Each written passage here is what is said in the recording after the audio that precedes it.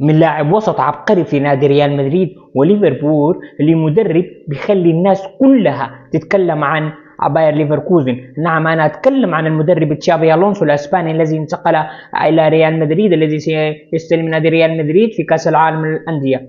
هل هو حيكون جوارديولا الجديد؟ خلينا نشوف. طيب، حتكلم لكم عن مسيرته باختصار. بدأ مسيرته في ريال سويداد تحت 17 عام 1996، ثم واصل وصعد حتى عام 2000 لحد عقده كان من 2000 ل 2004 مع ريال سويداد في الفريق الأول، ثم بعد ذلك مشى إعارة إلى إيبار في 2001، ثم أكمل عقده مع ريال سويداد، ثم في 2004 لحد 2009 انتقل إلى نادي ليفربول وحقق معهم الكأس وحقق معهم دور الأبطال.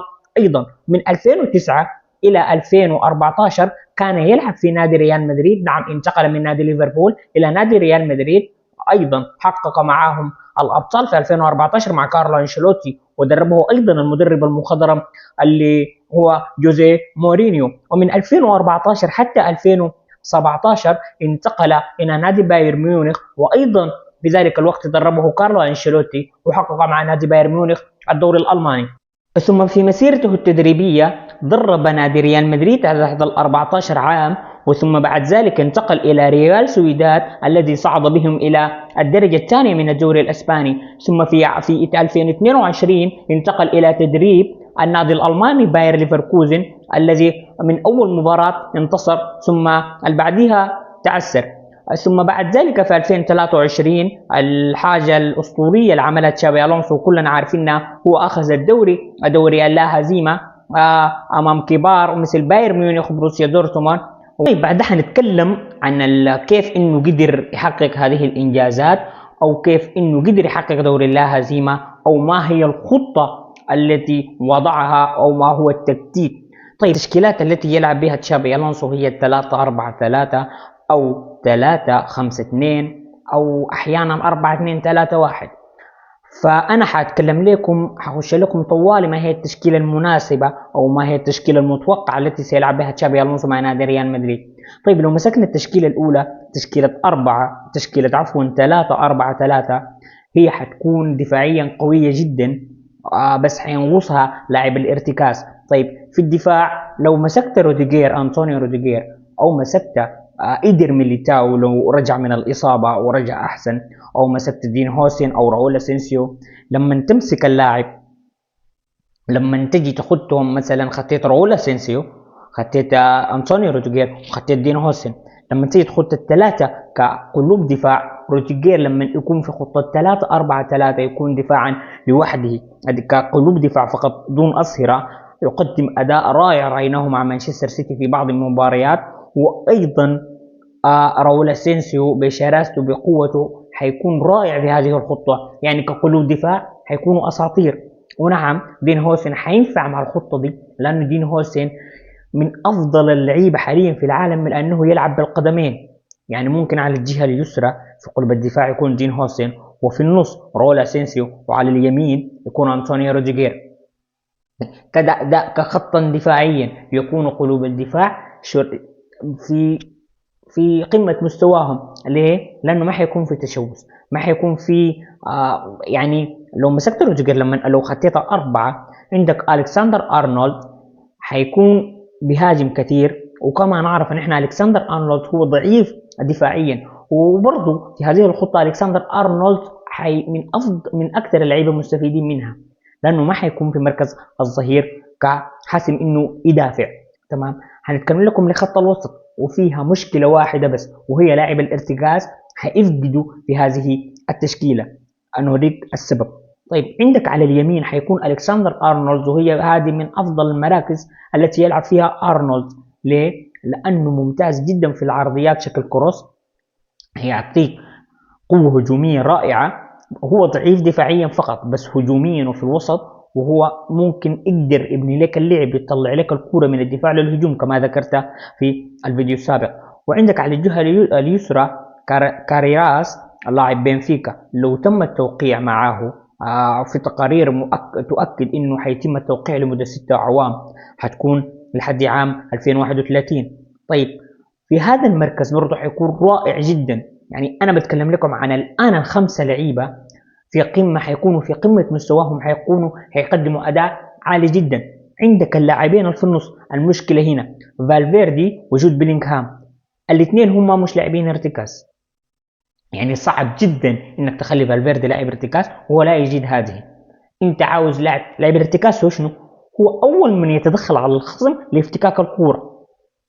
يعني التدخل بتاع بلينغهام وبتاع هنا ما فيه شراسه. يعني انت ما تقول مثلا فالفيردي ايوه شرس وكذا وعنده روح، نعم فالفيردي شرس، لكن فالفيردي ينظر الى الامام اكثر من الخلف. يعني حتى لما يلعب ظهير مكان باسكيز ينطلق الى الامام اكثر من انه يقاتل في الخلف. نعم يقاتل في بعض الكور او من كثير في الكور لما يكون فاسكيز غير لاعب اصلا، فلكن عقليته هجوميه اكثر من دفاعيه، هو وجود بيلينغهام. فانت حتفتقد لاعب ارتكاز في المنطقه هذه. لذلك انا يعني من اقتراحي او من نظري تكون الخطه من الممكن لو هو عاوز يعتمد كثلاثة مدافعين يخليها مثلا 3-4-1-2، أو يعني 3-5-2 باعتبارها. لشنو؟ عشان الأصهر يكونوا في مكانهم أرنولد وكاراديس، وأيضا يكون في فالفيردي وأورنا تشاوميني يكون يرجع ورا أقل من، يعني تكون تشاوميني وين؟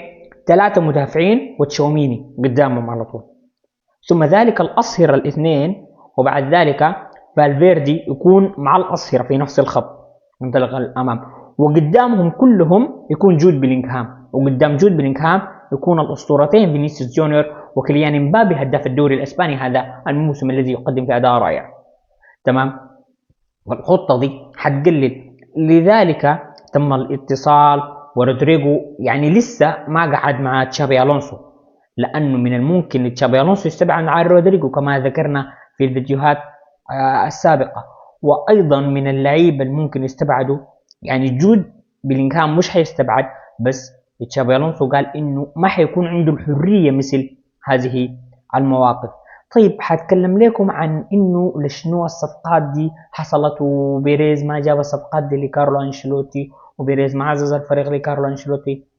بيريز ده محصب الوضع انه ريال مدريد في كارثه، ريال مدريد في اسلوبه غير لائق، ريال مدريد ما في مستواه، ريال مدريد عاوز لعيبه. يعني في الفتره اللي فاتت كله بيجيب في لعيبه هجوميه. متى اخر مره اشترى قلب دفاع؟ جاوب. امتى؟ ما في نهائي.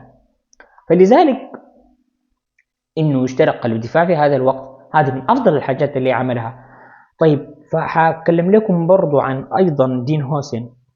دين هوسن يعني كقلب دفاع، انت لو قايل انه دين هوسن حيقدم لك مثل ما بيقدم راؤول اسينسيو كتدخلات مثل راموس او بيبي او تدخلات شرسه، لا، مش الموضوع ده من بالك.